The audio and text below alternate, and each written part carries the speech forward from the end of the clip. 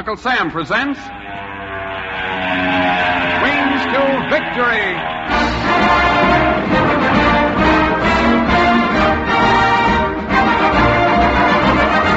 Attention, Mr. and Mrs. Will Smith, USA. The story of a fighter squadron in the great battle for Tunisia, and how Lieutenant Rodney Johns scored its most spectacular victory.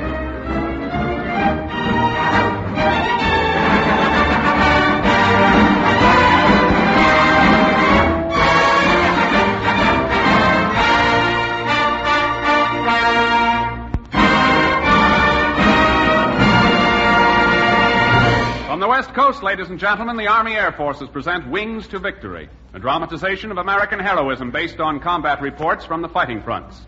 For obvious reasons, the names of characters in these true stories are fictitious.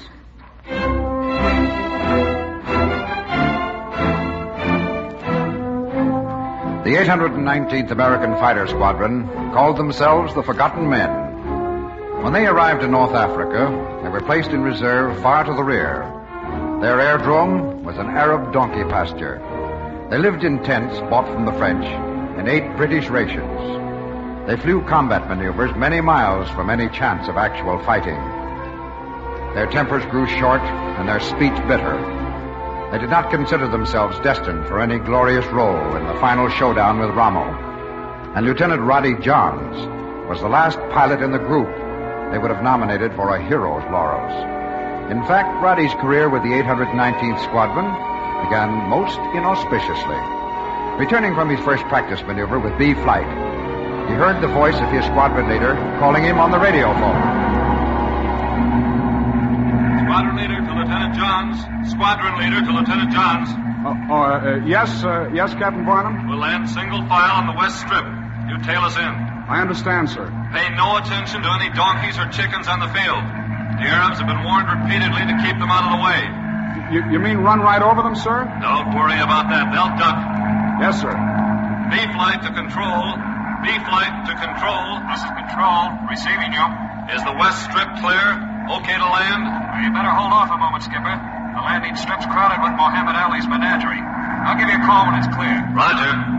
Lieutenant Russell. Yes, Skipper. You stooge around until the rest of us have landed. Then lead Rodney down. He may be a bit timid. Okay, sir. Control to B Flight. You're clear to land. Come on in. Roger. Easy on the brakes now, boys. This isn't Luke Field. Let's go. Roger. Follow me, Rodney. But, TJ, hold on. Hey, wait. What's wrong? There's a whole slew of donkeys and Arabs by the edge of the east strip. They might cross over. So what? So what? Well, I wouldn't want to hurt them or anything. Forget it. You won't. Just follow me.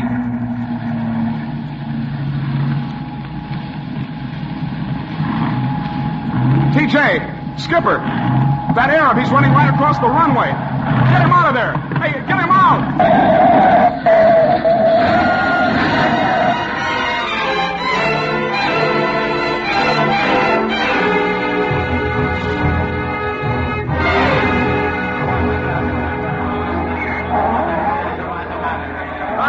Rodney, you okay, Rodney? Yeah, I'm all right, but I've hurt these two donkeys here and it busted their cart. My donkey, my cart. I am ruined. Ah, I am shut ruined. up, Allie. Too bad he didn't run over you. Oh, the poor donkeys, they're dead. Yeah, and you might have ground looped and busted your neck. I am poor man, Effendi, poor man. I am ruined, Effendi. I will starve. My wife, my children. I'm awfully sorry. I wouldn't have had this happen for anything. Pay me, Effendi, pay me, pay me. Pay you, he won't pay you a nickel. Not a penny, not a sou. How about that, Skipper? Allie thinks we should pay him. Beat it, Allie. Go on, get away, scram. Hey, how's the plane? Oh, it's not hurt much. Couple of dents. I had to avoid hitting Allie, sir, so that made me swerve into the cart. A very dumb stunt, Lieutenant. You were nowhere near hitting Allie. You had your orders and you didn't follow them. Yes, sir. Turn your plane into the crew chief for a complete check. Next time, hold your course no matter how many carts you think you're going to hit. Yes, sir. Oh, my Capitan, oh, Effendi, my wife, my children. Get out of the Starve. way. I think you wanted your donkeys killed. So do I, Skipper. Come on, Roddy. Oh, all right, TJ, but Effendi, you are rich American, and I am poor man. look, I can't talk now, Allie, but I'll see you by the main hangar in half an hour, okay? Oui, it's okay, it's okay.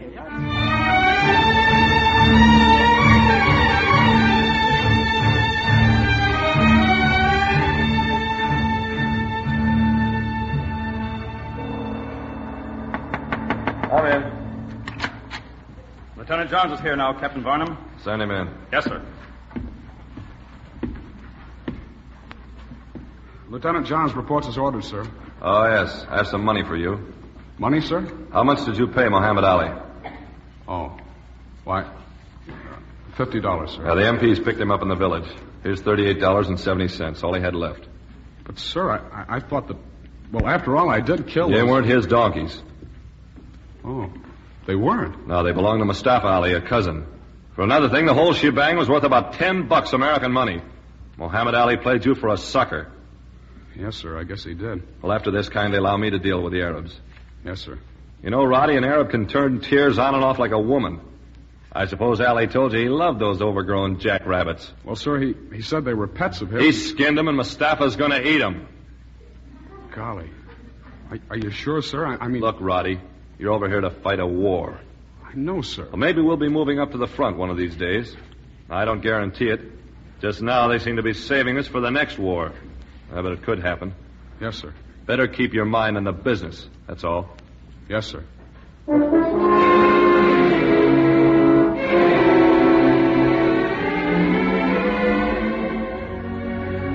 The 819th Squadron viewed Lieutenant Roddy's brush with the Arabs as something which could be put down to youth and inexperience. But the next episode was something else again. Lieutenant Johns, with his tent mate, Lieutenant T.J. Russell, had an afternoon's leave in the Algerian village near the squadron's airdrome.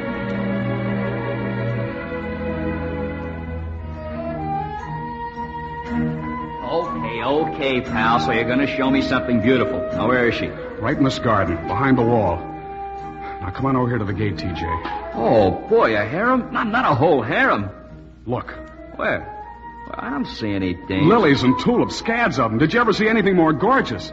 Flowers. Why, you... Look, T.J., I never said anything about women. You double-talked me. You said there were beautiful things bathing in the sunshine. Lilies, tulips. I ought to slug you. Yeah, but I had to get you to come some way. Why?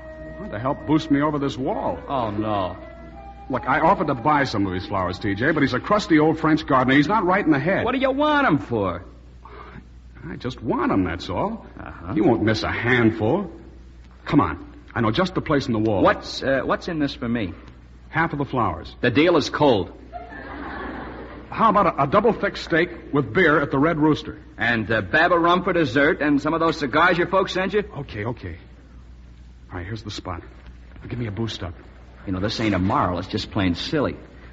All right. Here you go.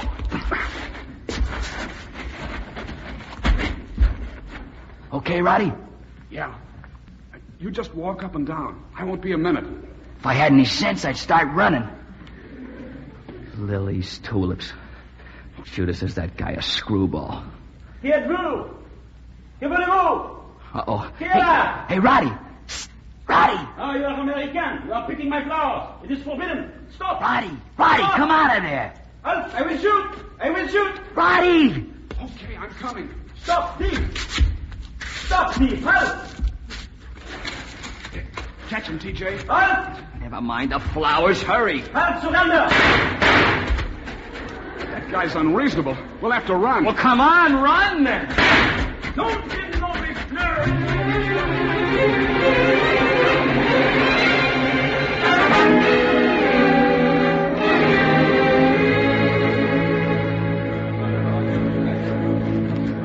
Hey, Cap. Eddie's men. What's up, Skipper? We going to fight? Yeah, what's the big mystery, Skipper? Are we ordered up? No such luck. This is a disciplinary matter. What about? I have a complaint from Colonel Rene Macaire of the French Army. He says that an American officer broke into the grounds of his villa and terrorized his wife and daughters. Captain Varnum. Yes, Lieutenant Johns. I guess he must mean me, sir. What? You? Oh, no. But the colonel's mistaken, sir. I just climbed into the garden to... You climbed into Colonel Macaire's garden? Go on. Well, you see, sir, I admired... You admired a girl and you didn't know she was his daughter? No, sir, not a girl, sir. Lilies and tulips. Flowers? That's right, Captain. I was with Ferdinand here.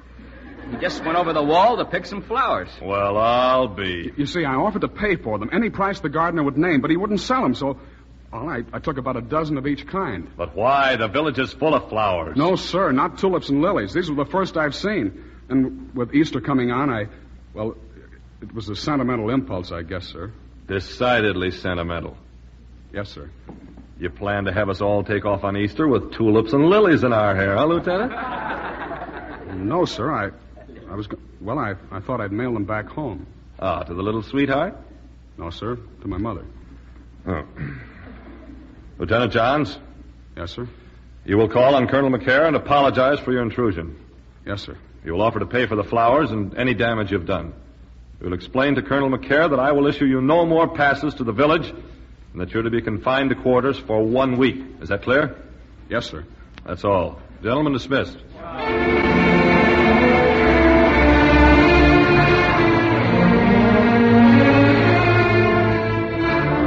Lieutenant Rodney Johns had now become the 819th Squadron's problem child. A tenderness for Arabs, donkeys, lilies, and tulips had marked him as a character. So when Squadron Commander Varnum took A and B flights up for combat practice, every pilot knew that he'd have his eye on Lieutenant Varnum's tactical maneuvers were notorious. It was a running gag among the pilots of the 819th that actual combat with Germans would be like a long, happy leave compared to a practice workout with their skipper.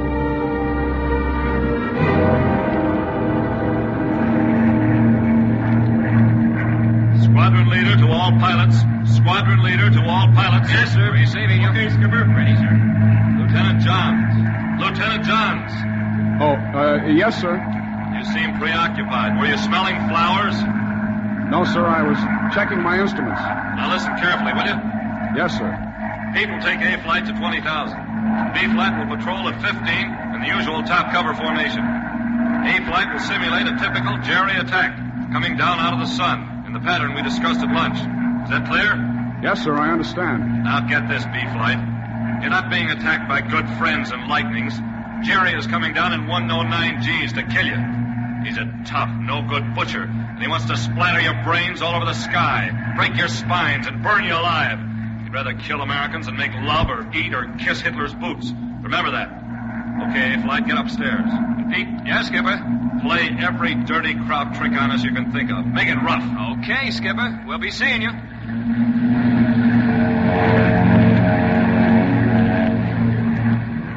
Hello, Roddy. Roddy. Yes, TJ. Now, look, watch yourself when they get to about 1,000 yards. Jerry's been rolling on his back and coming in upside down. Now, if you can catch him just as he flips, he's blind for about 5 seconds, maybe 10. Pete and the boys aren't too good at imitating those hyenas. Lieutenant Russell. Yes, sir. Are you suggesting a long-range duel? No, Skipper. I just wanted to tell Roddy Well, don't. I want this squadron to bore in and slug it out. I particularly want Roddy to mix it at short range today. Yes, sir. But, sir... Yes, Roddy? Well, my combat instructor, Bronco Gilroy, fought with the RAF and the ABGs, and, well, he had a remarkable insight into the German mind. Oh, he did? Yes, sir. He seemed of the opinion that... Yes, Joe? They're coming down, sir. Very well. Let's go. And, Roddy, we'll continue our discussion of the German mind later. Yes, sir.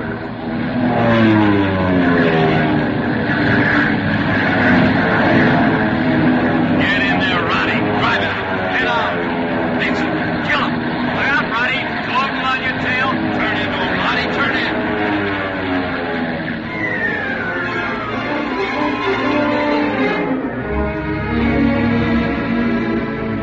After the combat practice and the skipper's critique that followed, Lieutenant Rodney Johns sat gloomily in his tent. He had not distinguished himself.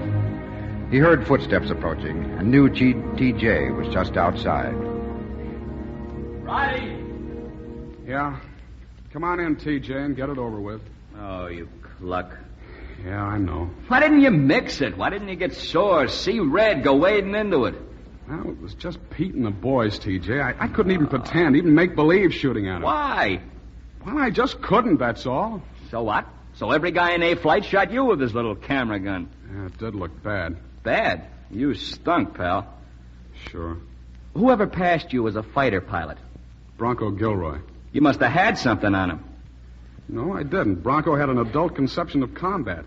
He's against this red-headed slam-bang stuff. Oh, he is? Well. Well, he has 37 victories over Germans and Japanese. How did he do it? With a death ray gun? No, he stayed calm and outthought him. Is that what you started to tell the skipper? Yeah. Well, don't. Not ever, do you hear? I'm sorry, but I think it's my moral duty. Oh, my gosh. Captain Varnum wants me to curse the Germans and fight as if I were in a barroom brawl, lusting for blood. Well, what's wrong with that? Oh, I can't lust for anybody's blood. Oh, you like Germans? I despise the Nazis and I pity their dupes, but I'm sorry I have to kill them. You don't belong in a fighter plane. Oh, but I do. You're nuts, Roddy. Can't you see that you Look, got Bronco and I worked it all out weeks ago. The Nazis and Japs are bloody-minded people. Uh-huh. They enjoy butchery and hate and savage vengefulness. Bronco understood that. It gave him an edge, knowing that. He was one of the best, TJ. He flew with Paddy Finucane and Bluey Truscott. Well, those guys hated Germans.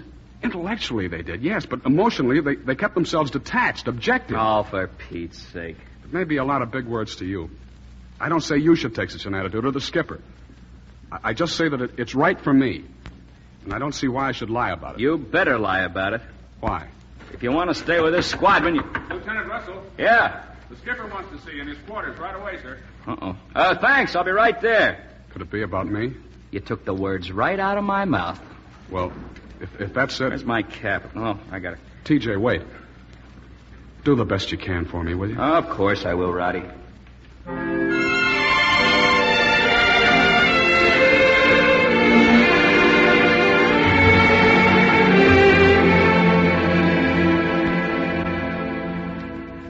You wanted to see me, Skipper? Yes, we're going to fight. No, on the level. Just got our orders. Read them, TJ. Read them.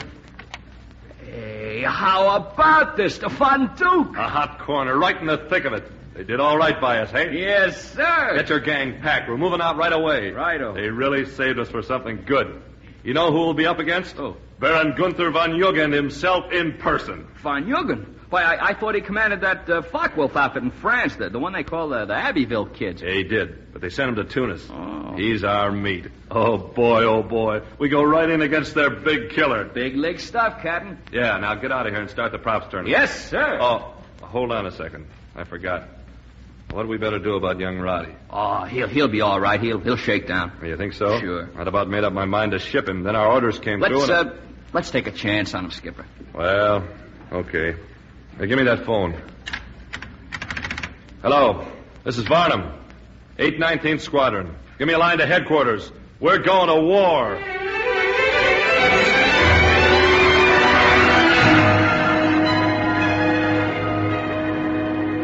The 819th Squadron is now on the line at an advanced fighter field near Fondu. The long sweat of training and waiting is over now. They're about to fly their first combat mission. Their twin-boomed lightnings squat at dispersal points, sniffing for the desert fox. The great American, British, and French offensive has begun. And in the pilot's readiness hut, Lieutenant T.J. Russell is having a bad few minutes. Roddy, for the love of my... Roddy! Yeah, TJ, I hear you. Come on, Francine, drink your milk. Be a good girl. Throw that mangy mutt out of here. She isn't mangy, just a little dandruff. Come here and sit down. You're driving me nuts. Okay. Gee, look at her drink. Probably the first time she ever tasted milk. But she trusts me. You know what day it is? Sure, Friday. You know what time it is? Yeah, 5:14 a.m. And do you happen to recall that at 5:30 we have a little date? That's right, with Jughead. Baron Gunther von Jugend to you. Oh, I like Jughead. It probably fits him. Hey, Francine, none of that. Now, you go back and finish your milk. Roddy, listen, this is the real thing. I know. I'm only trying to be firm with this dog. She needs milk. And I'm only trying to fix it so you won't get your head shot off. Well, if I do, you can have Francine. Is that a deal? Shut up now and let me talk. Take it easy. Don't get tense, Just CJ. one thing you gotta remember. The skipper will be born in. That's the way he fights. So you stay in formation, you hear? Yeah, sure. I'll stay in formation. And, if you get in any trouble, you yell at me, promise? Why, thanks, TJ. Never mind the thanks. You're our idiot child. Maybe you bring us luck. Time to go, fellows. All pilots, man your planes. Step on it. Come on, Roddy. Just a minute. Well, I'll be... Roddy! Go ahead. I'll catch her. I've got to tie Francine. Oh.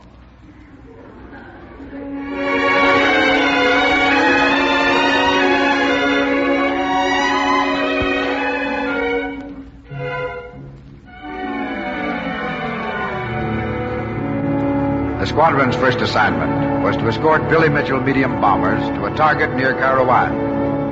The Mitchells were hedge hopping, and the Lightnings flew far above them as top cover. Squadron Commander Farnham broke radio silence. Lieutenant Johns, Yes, sir. are your guns loaded? Yes, sir. This is not a practice flight. I understand, sir. If you see strange aircraft, they will be manned by enemy pilots. I hate to say this, but I think they will shoot at us. Yes, sir. And what do you plan to do about that, Lieutenant?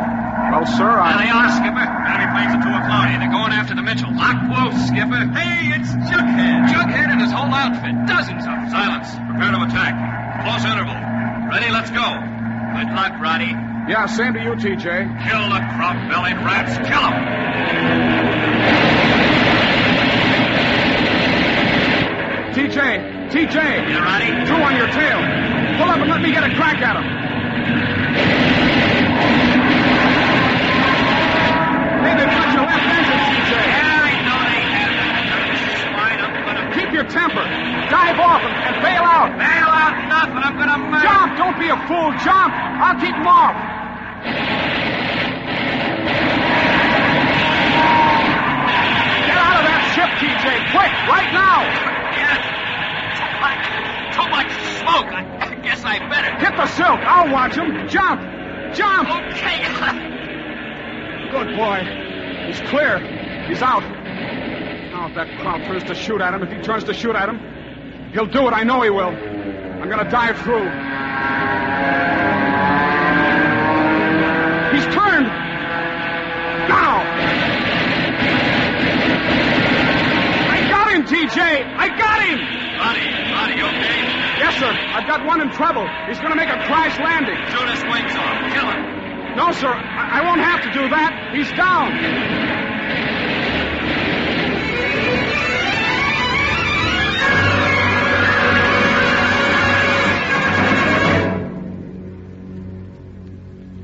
After the battle, Squadron Commander Varnum sat talking in his headquarters tent, Lieutenant T.J. Russell, trying to console him for his bad luck. Oh, you did all right, T.J. I'm crediting you with the probable. Thanks.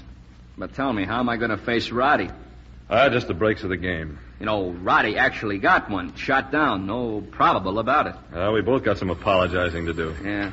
Hello, Varnum speaking. What? Yes, that's right. The crowd crash landed. I saw him. Who? No, you sure of that? I see. Oh, he does. Oh, very well. I'll send Lieutenant Johns right over. Thanks. Guess who the kraut was that Roddy shot down? Don't tell me it was... Yeah. Jughead. Baron Gunther von Jugend himself. Oh, no. And the Baron is now at base hospital demanding to see the famous American ace who defeated him. Murder!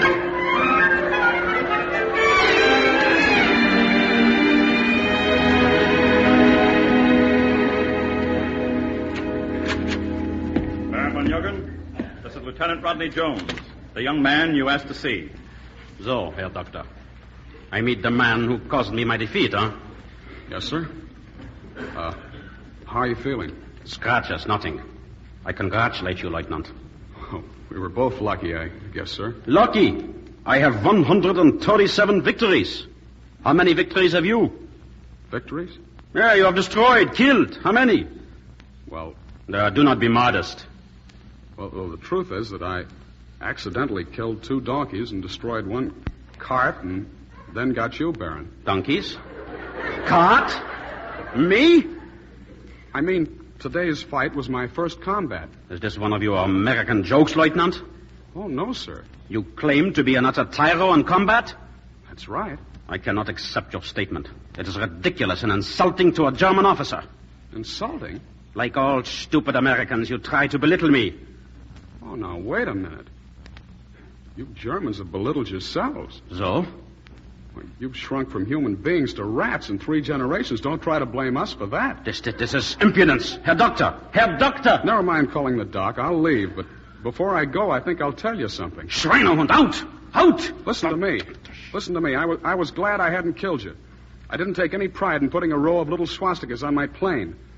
But now I'm almost sorry I didn't shoot you down in flames. Europe is full of people who think killing Germans is a pleasure. I can understand now how they feel. Get out. Get out before I forget I'm a prisoner. Maybe old Clemenceau was right. He said the only way you make Germans sick of war is to kill about 20 million of you. And if that's what it's going to take, we can do it. A filthy, bloody job, but we'll do it.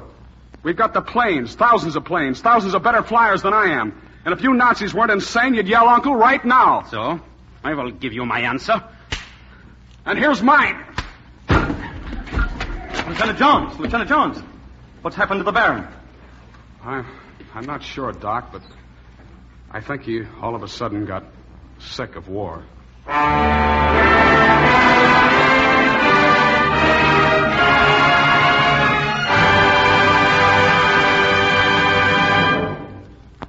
There is a real city of dreadful night. And the bomber crews of the Army Air Forces soon shall know it well. The charts of Berlin are spread. The courses to Berlin are plotted. Our comrades of the RAF have marked the path with flare and bomb. We are going to visit the Nazi capital by day and by night. Death shall come to the city of death at long last.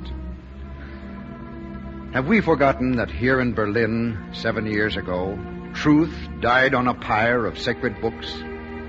Do we remember that honor died here when Hitler's stormtroops marched into Czechoslovakia? The crucifixion of faith began in this city as jail doors opened for Pastor Niemöller. Then followed the bombing of Rotterdam. And on that day in Berlin, the Christ-like grace we call pity was dead. Prague, Warsaw, Paris, Belgrade, Athens were swept into German darkness. These cities knew tears and misery unspeakable. But in Berlin there was a smug and gloating calm. Nazi trumpets jibed at Poland. Nazi flags danced in the sad air above Norway. Berlin had become the stony tomb of every ideal which Christianity reveres. Its people turned their stupid faces to Goebbels, Goering, Himmler, and Hitler. Remorse died last. But in this city, remorse is dead. Truly, death and the devil have found their dwelling place. These Germans know they cannot win, yet they mean to murder hostages, enslave women and children, make Europe their butcher shop until the end. Remember all this, you men of the fortresses and liberators. Warsaw still lives for courage, and Paris for humanity. Prague stirs alive with its dream of freedom, and little Athens is named with love and sorrow by good men everywhere. But Berlin, this great charnel house, this lair of bullies, this satanic altar to war, has chosen death. So let it die. Let the great bombs dig its grave both wide and deep. In letters of fire may its epitaph be, here stood a city that hated mankind and mocked their God. Onward, Christian soldiers!